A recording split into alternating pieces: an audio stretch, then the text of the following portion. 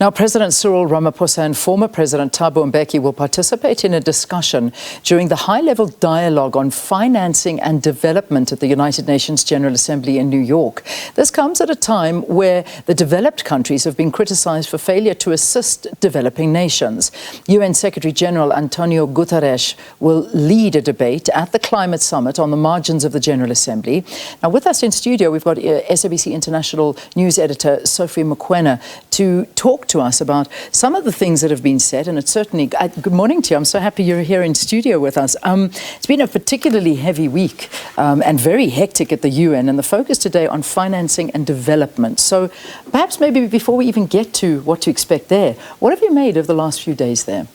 It has been quite hectic, particularly for the president. It looks like he has a lot of work to do at the UN in the present, following the General Assembly program, but also on the margins of UNGA. He is engaging stakeholders. He met the U.S. Chamber of Commerce, which was very important, as you know, that with the few months where we had this tension between South Africa and the United States of America, including the matter of Lady R, the president took time to explain to the Chamber of Commerce in terms of what is the foreign policy and issues that were related to the concerns around Lady R. You know that after that statement by the ambassador of the United States of America to South Africa, we really experienced capital flight.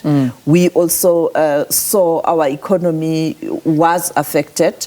And I think the Minister of Finance, when he is presenting his MTF, is it November or next month? Yeah, he is going November. to give figures in terms of how that incident affected our economy. And it was a moment to explain, but also to continue to lobby business to invest in South Africa, because you had a very high-powered delegation of the Chamber of Commerce of the U.S. and powerful, big multinational companies. Of course, also meeting with Zelensky around the issue of peace process between the U.S., between Ukraine and Russia. And I think today he's going to meet mostly African leaders. Yeah, and also Zelensky saying that, you know, the visit from the African leaders is starting to bear fruit. What does that mean? What would you read into that?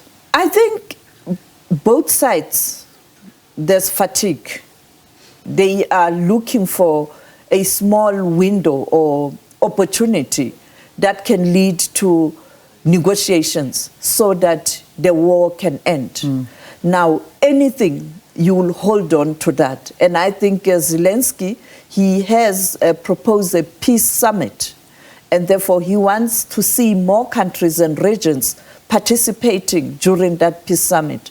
The only way you can get the African group is to engage leaders such as President Ramaphosa, who are part of that African peace mission. And therefore, I think he is also beginning to accept that the mediation or people who can assist are not only in the European continent or in Europe or perhaps in the West. You also need other regions to play their part in assisting you to find a solution to this protracted war. Yeah.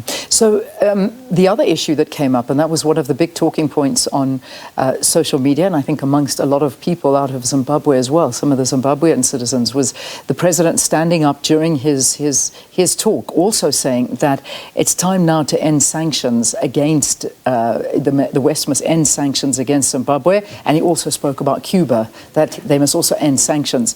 Zimbabweans are too happy with the stance that Ramaphosa is taking and saying, you know, look, I mean, at the end of the day, you know, why are you doing this when things are being committed in your neighboring country and you're being quiet about it? I think the pronouncement came at a time where you know that a section of the country is not happy with the outcome of the results. We know that the opposition has rejected the results. And anything that projects the current leadership as legitimate, of course, it will evoke emotions to those who are aggrieved. And I think it's in that context. I know many of them, they do believe that the issue of sanctions, it's targeted sanctions, it's not directed at government, but also they feel that it's not an issue for them. What is critical is for South Africa to take a firm stand to ensure that that democratic process, like elections, are free and fair. And we saw yesterday the European Union making an announcement that they are going to stop funding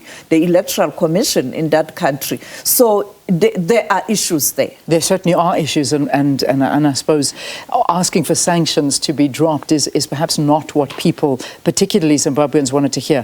Finally, very quickly, I know we started the interview talking about the focus today on financing and development. Perhaps you can give us a quick understanding of what can happen. Yes, the President today will participate in this important dialogue, and with the Secretary-General of the UN, Guterres, and of course the Managing Director of the IMF and the President of the World Bank. And the focus here will be on the transformation of the financial system. You know that since 1949, after the World War II, people feel that these institutions are outdated and they don't serve the developing nations. You have then, again, another section where the former President Thabo Mbeki is going to participate under the same theme, but looking at taxation and how you cooperate to deal with illicit financial flows so that you can have resources in your own countries. You know, he's chairing the AU high-level panel on illicit financial flows from Africa. And therefore, I think for me, those are the two important ones. And of course, the big one, the climate summit organized by the Secretary-General at a time where we see what's happening. I mean, Morocco, Libya.